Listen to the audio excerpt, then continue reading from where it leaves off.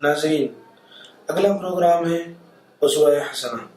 آپ کے سامنے نبی کریم صلی اللہ علیہ وسلم کی مبارک زندگی کو پیش کریں گے۔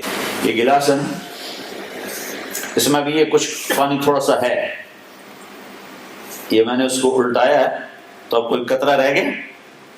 جی دیکھ لیا آپ نے؟ اس کو عربی میں کہتے ہیں فراغ، کہ چیز کو اس طرح خالی کرنا کہ اس میں کوئی شے باقی نہ رہے۔ تو میرا رب کہہ رہا ہے کہ جب میرے پاس آیا کرو نا تو دل کو ایسے فارغ کر کے آیا کرو۔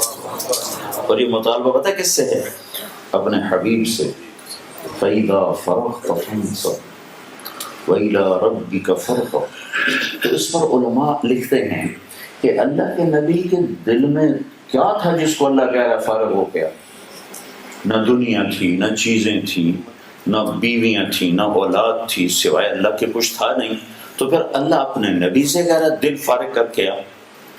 تو علماء لکھتے ہیں کہ اللہ کے نبی میں ایک غم تھا، انسانیت کی ہدایت، جس پر آپ روتے تھے، کڑتے تھے، لعلک باخع نفسک الا یکونوا مؤمنین۔ تو میں اس رب کی قربانی کہ میرے حبیب غم کھا انسانیت کا، جتنا کھانا کھا، جب میرے پاس آئے کر تو وہ بھی نکال دیا کر، بس تو اور میں، بس تو اور میں، اور کوئی نہیں ہونا چاہیے۔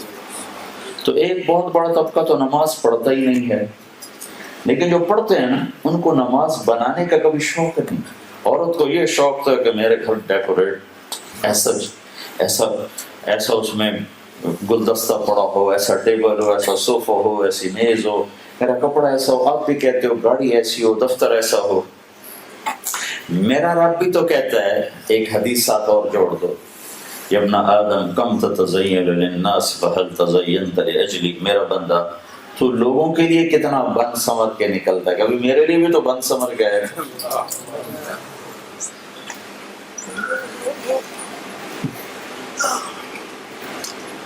میں آنے لگا تو میں نے کپڑے بدلے، اگر میں بونی کپڑوں میں آ جاتا تو کیا فرق پڑتا تھا؟ آپ نے طارق جمیل کو سننا تھا نا کہ اس کے کپڑوں کو، لیکن آدمی کے لاشعور میں آتا ہے بھائی لوگوں کو سے ملنا ہے، صاف ستھرے کپڑے پہن کے ہوں تو اللہ یہ گلہ کر رہا ہے کہ میرا بندہ، میری بندی لوگوں کے لیے تو اتنا بنتا سمر، اگر میرے لیے بھی تو بن سمر کیا۔ اچھا میں بڑا حیران ہوتی، پتا پتا میرے رب کی تسبیح اور نماز پڑھتا ہے، ساتوں آسمان بھرے پڑے ہیں فرشتوں سے، سجدوں میں پڑے، اللہ ان سب سے ہٹ کر کہتا ہے نہیں تو سجدہ کر، تیرے سجدے میں جو خوشی ہوتی ہے نا اور کسی سے نہیں ہوتی۔ جب تو دھرتی پہ سر رکھ کے کہتا ہے سبحان ربی الاعلی، تو میں خوش ہو جاتا ہوں۔ تو ہر مرد عورت سے کیا مطالبہ ہے؟ ایسی نماز پڑھو کہ دل خالی ہو۔ یہ نماز سیکھنی پڑے گی، 95% تو پڑھتے ہی نہیں۔ جو پڑھتے ہیں ان کو احساس ہی کوئی نہیں کہ میں کس کے سامنے کھڑا۔ تو میرے نبی کی زندگی کا خلاصہ دو بات جو آپ نے دنیا سے جاتے ہوئے کہیں تھی، الصلاۃ وما ملکت ایمانکم، اے میری امت ایک نماز نہ چھوڑنا۔ پورے دین پر تو آتے آتے آئیں گے، لیکن دو باتیں اگر آپ سیکھ لیں کر لیں مرد عورت تو دین سارا قابو میں آ جائے گا، ایک نماز زندہ ہو جائے۔ اور دوسری چیز ہے وہ اخلاق زندہ ہو جائیں، اچھے اخلاق۔ سارا دین دو چیزوں کا نام ہے، حقوق اللہ، حقوق العباد، اللہ کا حق، اللہ کے بندوں کا حق۔ اور ایک بات وضاحت کے لیے، جو اللہ نے اپنا حق رکھا ہے وہ تھوڑا ہے، 5 نمازوں کے بعد کوئی مطالبہ نہیں نماز کا۔ ابھی روزے گزر گئے نا، اب سارا سال کھاتے رہو، کوئی مطالبہ نہیں۔ اگلے سال رمضان آئے گا، نصیب ہے رکھو۔ زکوٰۃ پیسے والوں پر، غریب پر کوئی نہیں۔ حج پیسے والا بھی ہو، صحت مند بھی ہو، بیمار ہو تو حج بھی کوئی نہیں۔ تو عبادت بڑی لیمیٹڈ ہے، گن کے، لیکن جو اچھے اخلاق ہیں اس کی کوئی حد ہی کوئی نہیں۔ میں آپ کو قرآن سے مثال دیتا ہوں۔ اللہ تعالیٰ اپنا حق بتانے لگے کہ میری عبادت کرو، اس کے بعد ماں باپ کا حق بتانے لگے کہ ماں باپ سے اچھا سلوک کرو. ٹھیک ہے، اللہ تو بڑی ذات ہے تو زیادہ تو اپنا حق بتاتا. اب میں قرآن سے ایک مثال دیتا ہوں، وقت تھوڑا ہے. یہ سارا قرآن ایسے ہی ہے. اللہ تعالیٰ نے کہا وَقَضَىٰ رَبُّكَ أَلَّا تَعْبُدُوا إِلَّا إِيَّاهُ، تیرے رب نے یہ آخری فیصلہ کر دیا ہے جو بدلے گا نہیں کہ صرف اللہ کی عبادت ہوگی اور کسی کی نہیں ہوگی. وَقَضَىٰ رَبُّكَ أَلَّا تَعْبُدُوا إِلَّا إِيَّاهُ، یہ ایک سینٹنس ہے، ایک جملہ. ٹھیک ہو گیا. اب سنو، اللہ والدین کا حق بتانے لگا ہے. وَبِالْوَالِدَيْنِ إِحْسَانًا، ایک إِمَّا يَبْلُغَنَّ عِندَكَ الْكِبَرَ أَحَدُهُمَا أَوْ كِلَاهُمَا، دو فَلَا تَقُلْ لَهُمَا أُفٍّ، تین وَلَا تَنْهَرْهُمَا، چار وَقُلْ لَهُمَا قَوْلًا كَرِيمًا، پانچ وَاخْفِضْ لَهُمَا جَنَاحَ الذُّلِّ مِنَ الرَّحْمَةِ، چھ وَقُلْ رَبِّ ارْحَمْهُمَا كَمَا رَبَّيَانِي صَغِيرًا، سات رَبُّكُمْ أَعْلَمُ بِمَا فِي نُفُوسِكُمْ، آٹھ إِن تَكُونُوا صَالِحِينَ، نو فَإِنَّهُ كَانَ لِلْأَوَّابِينَ غَفُورًا. 10 جملے ماں باپ کی خدمت اور اطاعت پر، ایک جملہ اپنے لیے اور 10 ماں باپ کے لیے. دیکھو اگر میں اللہ کی نماز نہ پڑھوں تو اللہ کو تو کمی کوئی نہیں نا، لیکن ماں باپ کی خدمت میں کمی کروں گا تو ماں باپ کا دل خراب ہوگا. تو اللہ تعالیٰ نے بندوں کے حقوق اور بندوں سے حسن سلوک کو بہت پھیلایا کہ ماں باپ کے آگے اون نہ کرو.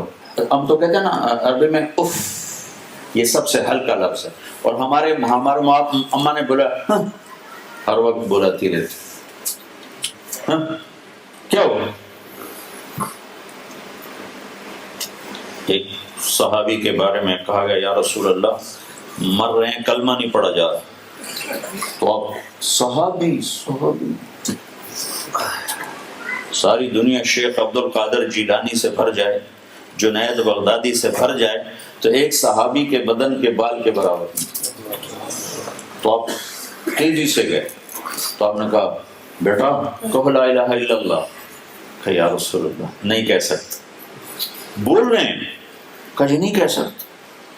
تو آپ نے فوراً پوچھا ماں باپ میں سے کوئی ناراض ہے؟ یہ نہیں پوچھا نماز چھوڑی تھی، شراب پیتا تھا، زنا کرتا تھا، نعوذ باللہ، جوا کھیلتا تھا. سب سے پہلے کیا پوچھا؟ ماں باپ میں سے کوئی ناراض نہیں؟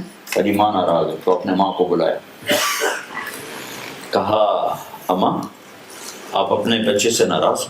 کہا جی ناراض. کیا ناراض کی؟ کہا جی اور کوئی نہیں، بہت نیک نمازی پرہیزگار تہجد گزار، جب مجھ سے بولتا تھا تو بہت تیز لہجے میں بولتا تھا، سخت بولتا تھا. آج کا دور تھوڑا ہی تھا کہ ماں کو ہی تھپڑ مار دیا. کتنی ماؤں کے دکھڑے میں سنتا ہوں جو میرے اولاد نے مارا ہے، کتنے باپ کے دکھڑے سنتے بچے نے مارا ہے. آپ نے کہا تو معاف کر دے. کہا نہیں جی میں نہیں معاف کرتا. آپ نے کہا اچھا اگر میں اسے آگ میں جلاؤں پھر تو معاف کرے؟ کہا نہیں اتنا تو میں نہیں ناراض کیا، میں اس کو آگ میں جلتا دیکھ. کہا اللہ کی بندی اگر تو نے اسے معاف نہ کیا تو اللہ اسے دوزخ میں جلا دے گا. ہاں کون؟ صحابی، 2012 کا مسلمان نہیں، صحابی. تو نے کہا اچھا یا رسول اللہ میں معاف کرتی ہوں. تو ہم نے کہا بیٹا کہو لا الہ الا اللہ. نے کہا لا الہ الا اللہ، اور اس کی جان نکل گئی.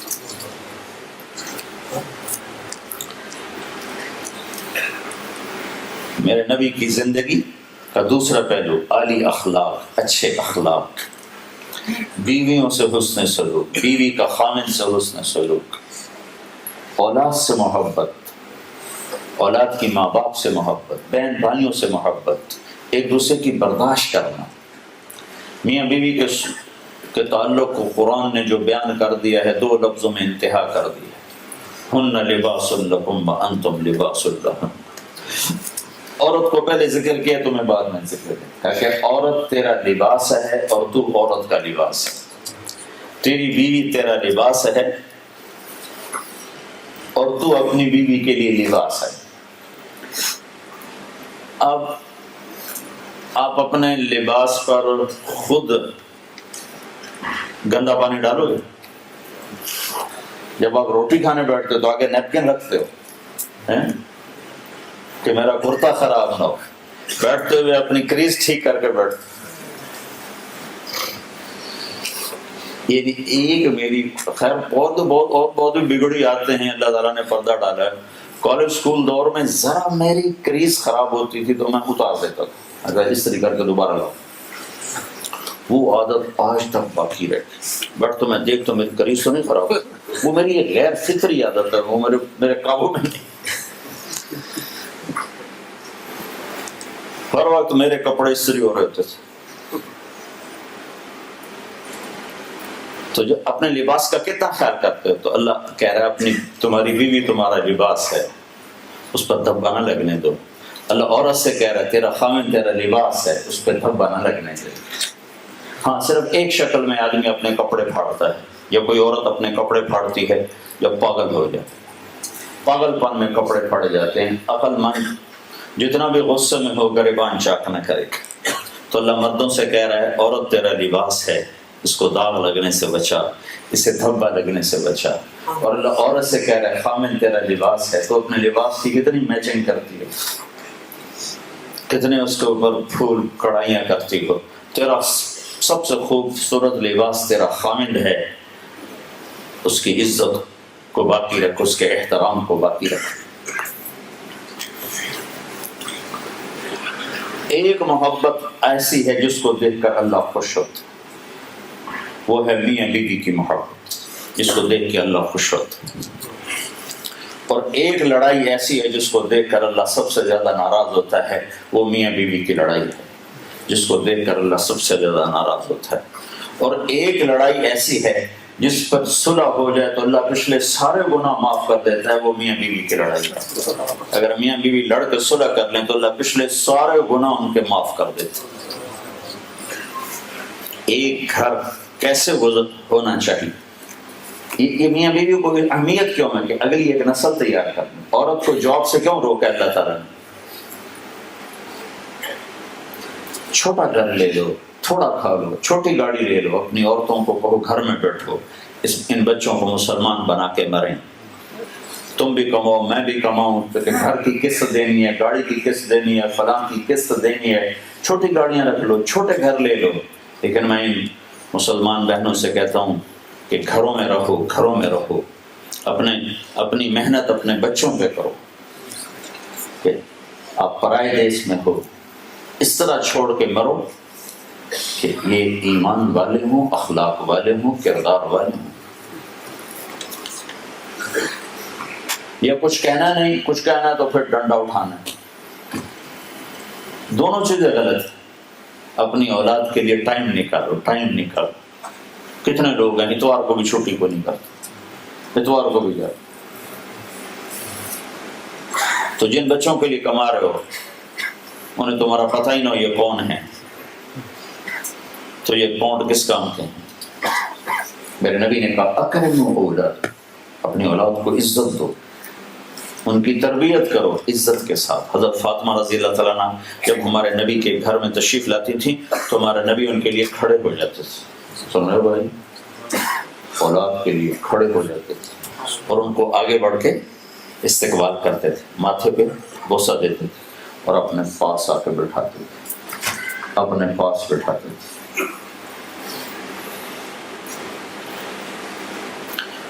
تو دوسرا سبق ہے اچھے اخلاق۔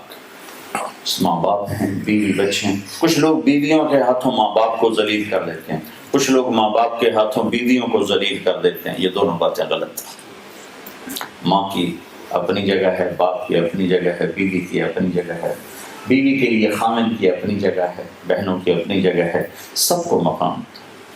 میرے نبی نے فرمایا بہترین مسلمان وہ ہے جو بیوی سے اچھا سلوک کرتا۔ اور پھر میرے نبی نے عورتوں سے فرمایا میری شریعت میں سجدہ ہوتا تو میں بیوی کو کہتا اپنے خامد کو سجدہ کر.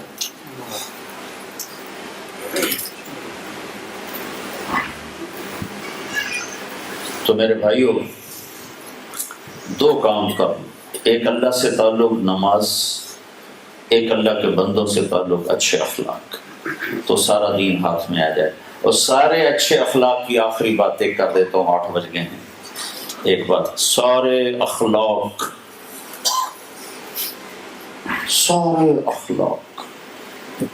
جس پر ایمان مکمل ہوتا ہے. پہلے آپ کو اخلاق کی طاقت بتاؤں کہ سہنا، برداشت کرنا، جھک جانا، اس کی طاقت کیا ہے. میرے نبی نے فرمایا ایک آدمی ساری زندگی تہجد پڑھتا رہا، سویا نہیں، اور ساری زندگی روزے رکھتا رہا، کھایا نہیں. یہ فزیکلی ان دو چیزوں کو جمع کرنا ناممکن ہے، ناممکن. عبداللہ بن زبیر تھے، 8 راتیں نہ سوتے نہ کھاتے تھے، 8 دن کا روزہ رکھتے تھے. سن رہے ہو؟ آج روزہ رکھا تو 8ویں دن افطاری کرتے تھے، نفل روزہ، نفل. لیکن 9ویں دن وہ بھی بے بس ہو جاتے تھے. ٹھیک ہے؟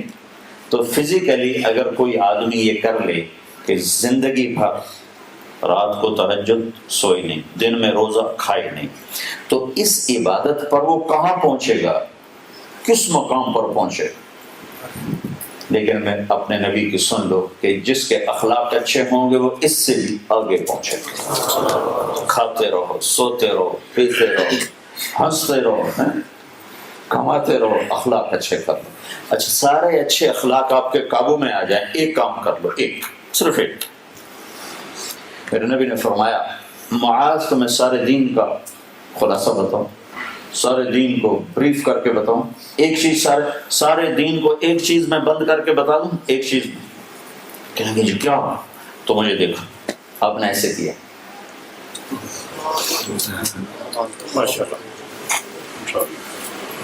آپ نے یہ نہیں کہا تہجد پڑھ، روزے رکھ، ذکر کر، تلاوت کر، عمرے کر، حج کر. زبان قابو میں رکھ، سارا دین تیرے قابو. کوئی عورت زبان قابو میں رکھ لے، کوئی مرد زبان قابو میں رکھ لے. کسی طرف سے، کوئی بیوی کی طرف سے ہے، بیوی کو خاوند کی طرف سے ہے، بھائی کو بھائی کی طرف سے ہے، دوست کو دوست کی طرف سے ہے. اگر زبان بند ہے اور قابو ہے، رب ذوالجلال کی قسم کوئی آپ سے آگے نکل نہیں سکتا. ایک شہر میں گیا تو وکلاء کا وفد آئے ملنے، تو میں نے آدھا گھنٹہ بات کی. کہا جی آپ نے بہت نصیحتیں کی ہیں، آخر میں کوئی ایک نصیحت کر دے جس کو ہم پکڑ لیں. تو میں نے کہا نہیں، یہ نہیں، کوئی اور بتائیں، کوئی اور.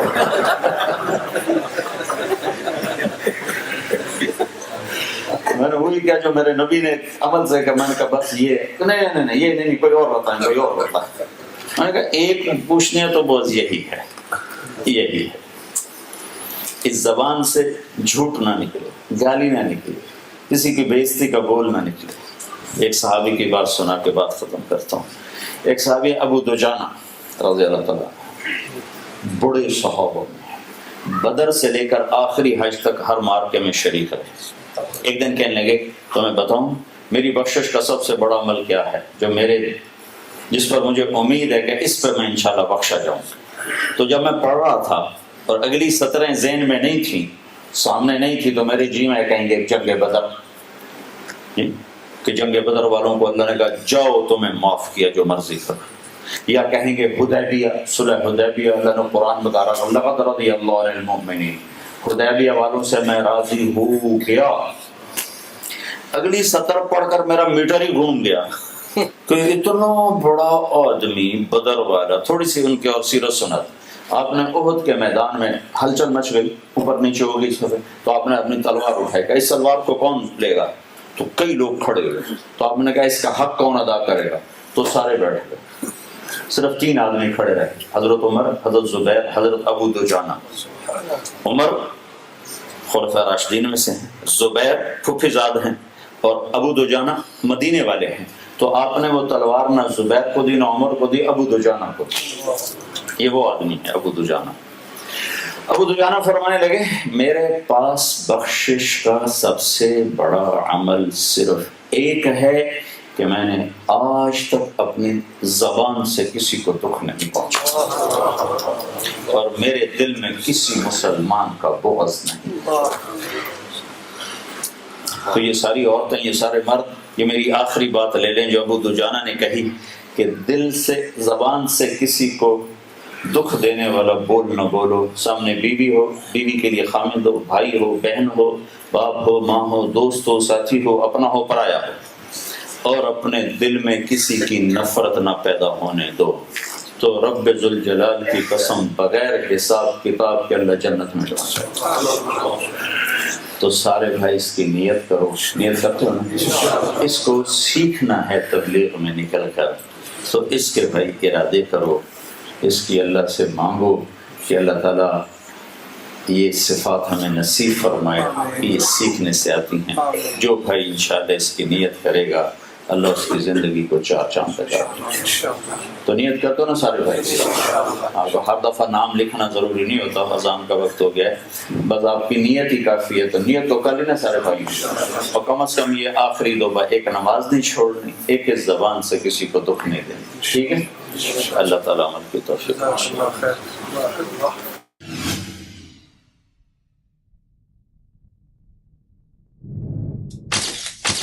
Message TV. This is your channel. This is your channel. خواتین و حضرات، انفیکشن کنٹرول سوسائٹی آپ کی صحت کے لیے، آگاہی کے لیے مضامین آپ کی سماعت کے لیے پیش کرتی ہے. غذائیت کے بارے میں کافی مضامین آپ کی سماعت کے لیے پیش کیے جا چکے ہیں. دار چینی جو کہ ایک دوا بھی ہے اور خوراک بھی ہے، اس کے بارے میں معلومات پہنچانا چاہیں گے. حال ہی میں مغرب میں کی گئی ایک طبی تحقیق کے نتائج میں کہا گیا ہے کہ اگر ذیابیطس کے مریض اپنی روزمرہ کی خوراک میں صرف 1 گرام دال چینی 1/4 چائے کے چمچے کے برابر اس کا سفوف روزانہ استعمال کر لیں تو خون میں شکر کی بڑھی ہوئی مقدار کو نہ صرف بآسانی کم کیا جا سکتا ہے بلکہ اسے ہمیشہ کے لیے کنٹرول میں بھی رکھا جا سکتا ہے. صرف یہی نہیں بلکہ دال چینی کے سے زائد کولیسٹرول اور خون میں چربی کی شکایت بھی ختم ہو سکتی ہے. مغرب میں کی جانے والی تحقیق کے دوران ذیابیطس کے مریضوں کو منتخب کر کے روزانہ تھوڑی مقدار میں دال چینی کا سفوف انہیں کیپسول کے ذریعے کھلایا جاتا رہا. 40 روز کے بعد جب دوبارہ ان کے ٹیسٹ کیے گئے تو نہ صرف یہ کہ ان کی خون میں شکر کی زائد مقدار بہت کم ہو گئی تھی بلکہ بڑھا ہوا کولیسٹرول بھی کم ہو کر اور خون میں چربی کی مقدار بھی گھٹ گئی تھی. معالجین کہتے ہیں کہ خوراک میں شامل شکر کو لبلبا اپنے اندر پیدا ہونے والے ایک مادے جسے انسولین کہا جاتا ہے کے ذریعے توانائی میں تبدیل کر کے جسم کے خلیوں کو فراہم کرتا ہے. یوں اس توانائی کو ہم استعمال کر لیتے ہیں، لیکن جب لبلبا انسولین بنانا بند کر دے یا کم کر دے تو اس سے ذیابیطس کا مرض لاحق ہو جاتا ہے، جس کا سبب شکر کا توانائی میں تبدیل ہو کر جسم کے خلیوں تک پہنچنے کے بجائے خون میں شامل ہو جانا ہے. خون میں شکر کی مقدار بڑھ جانے سے نہ صرف ذیابیطس کا مرض لاحق ہوتا ہے بلکہ امراض قلب اور امراض گردہ بھی انسان کو رفتہ رفتہ اپنی لپیٹ میں لے لیتے ہیں. طبی جریدے ڈائبٹیز میں شائع شدہ اس تحقیق کے مصنف غذائیت کے ماہر ہیں اور تحقیق سے ثابت ہوا ہے کہ تھوڑی سی مقدار سے دار چینی کا سفوف نہ صرف خون میں شکر کی مقدار کو کم کرتا ہے بلکہ یہ مرض لاحق نہ ہو تو اس سے بچاؤ بھی کرتا ہے. علاوہ ازیں اگر یہ مرض لاحق بھی ہو چکا ہے تو اس مرض کے وسیلے سے پیدا ہونے والے دیگر امراض جن میں سب سے خطرناک امراض گردہ اور امراض قلب ہے سے بچاتا ہے. یوں کہا جا سکتا ہے کہ اگر خدا نخواستہ آپ اس مرض کے مریض ہیں اور ابھی وہ نوبت نہیں آئی ہے کہ وہ اس سے منسلک دیگر ذیلی امراض سے آپ کو لپیٹ میں لیا ہو تو بہتر ہے کہ قدرت کے اس تحفے سے فائدہ اٹھائیں اور خود کو مستقبل میں آنے والے طبی مسائل سے بچانے کے اقدامات کر لیں۔ اینڈرسن وضاحت کرتے ہوئے کہتے ہیں کہ اگر آپ کے لیے یہ ممکن نہ ہو کہ دن کے وقت کسی کھانے کے دوران دار چینی کا صفوف اپنی خوراک میں باقاعدگی سے شامل کر پائیں یا گھر سے باہر لنچ ڈنر کرتے ہوئے اسے شامل کرنا بھول جائیں تو بھی پریشان ہونے کی ضرورت نہیں۔ آپ اسے اپنی خوراک کا باقاعدہ حصہ بنا سکتے ہیں۔ اس کی ترکیب یہ ہے کہ صبح ناشتے کے وقت اسے دلیا میں شامل کر کے استعمال کر لیں۔ اس کے علاوہ ناشتے کے بعد گھر سے کافی یا جوس پیتے ہوئے اس سے یہ صفوف ملا کر بھی پی سکتے ہیں۔ اب تک اینڈرسن نے جو طریقے بتائے ہیں وہ خوراک کا ہی حصہ ہیں، لیکن ایک اچھوتی ترکیب بھی بتاتے ہیں۔ یہ ترکیب دار چینی کی چائے ہے۔ چائے ہمارے ناشتے کا ایک لازمی حصہ ہے۔ اگر ہم دار چینی کا صفوف خوراک میں شامل نہ کر سکیں تو ثابت دار چینی کو چائے بھی بنا کر پی سکتے ہیں۔ اینڈرسن دار چینی کی چائے تیار کرنے کی ترکیب بتاتے ہیں۔ ایک پیالی سے تھوڑا سا زیادہ پانی لے کر ابلنے کے لیے رکھ دیں۔ آنچ دھیمی رکھیں اور اس پانی سے ثابت دار چینی کا ایک چھوٹا ٹکڑا ڈال کر چائے کی طرح پکنے دیں۔ جب پانی میں چائے کی طرح ابال آنے لگے تو اسے ایک ایک گھونٹ کر کے نوش فرما لیں۔ لیجئے ناشتے کے بعد دار چینی کی چائے، واہ کیا بات ہے! ناشتہ بھی مکمل اور صحت کا بچاؤ بھی۔ ڈاکٹر اینڈرسن بتاتے ہیں کہ دار چینی میں بہت سے ایسے اجزاء بھی ہیں جن کے باعث ایک وقت میں اس سے زیادہ مقدار جسم کے لیے مناسب نہیں۔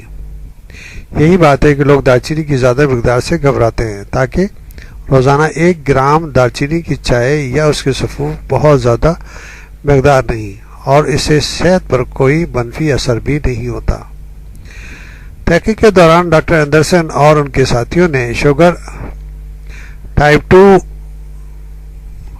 ڈائبٹیز میں مبتلا 80 مریضوں کا رضاکارانہ بنیاد پر منتخب کیا۔ ان افراد کا خون میں شوگر، چربی اور کولیسٹرول کا ٹیسٹ لے کر 3 گروپوں میں تقسیم کر کے اگلے 40 روز تک روزانہ 1 گرام، 3 گرام اور 6 گرام تک دار چینی کا صفوف دیا گیا۔ یہ صفوف انہیں کیپسولوں کے ذریعے دیا گیا۔ تحقیق کے اقدام پر 40 روز تک اس تجربے سے گزرنے والوں کا دوبارہ لیبارٹری ٹیسٹ لیا گیا تو معلوم ہوا کہ ان مریضوں کے خون میں شکر، چربی، کولیسٹرول کی مقدار میں 30% تک کمی آ چکی تھی۔ دار چینی ہی یہ افادیت کیوں؟ کیا اس کے ساتھ گرم مسالوں میں بھی استعمال ہونے والی دیگر چیزوں میں بھی یہ خاصیت موجود ہے؟ اینڈرسن اس سوال کا جواب دیتے ہوئے کہتے ہیں کہ دار چینی کے ساتھ استعمال ہونے والے دیگر ہر مسالے کا اپنا عمل کیمیائی ہے۔ اسی مناسبت سے وہ فعل سر انجام دیتے ہیں۔ جہاں تک بات دار چینی کی ہے تو اس کی یہ خاصیت لیبارٹری ٹیسٹوں، جانوروں اور انسانوں پر کیے تجربات کی روشنی میں ثابت ہو چکی ہے۔ تحقیق سے معلوم ہوا ہے کہ دار چینی میں ایک ایسا کیمیائی جز قدرتی طور پر موجود ہے جو لبلبے کو تقویت دے کر متحرک کرتا ہے اور انسولین کی تیاری کے قدرتی نظام کو تیز تر کر دیتا ہے۔ اس سے انسولین ہارمونز کی یہ خاصیت پیدا ہو جاتی ہے کہ وہ ذیابیطس کے مریض کے جسم میں داخل ہو کر شکر کو زیادہ بہتر انداز میں توانائی میں تبدیل کر کے اسے خلیوں تک پہنچا دیتی ہے۔ جسم کی ضرورت سے زیادہ مقدار میں غذائی حراروں کو ذیابیطس کے مریضوں کی صحت کے لیے خطرہ سمجھا جاتا ہے، لیکن یہاں ایک اچھی خبر یہ ہے کہ دار چینی میں حرارے نہ ہونے کے برابر ہیں۔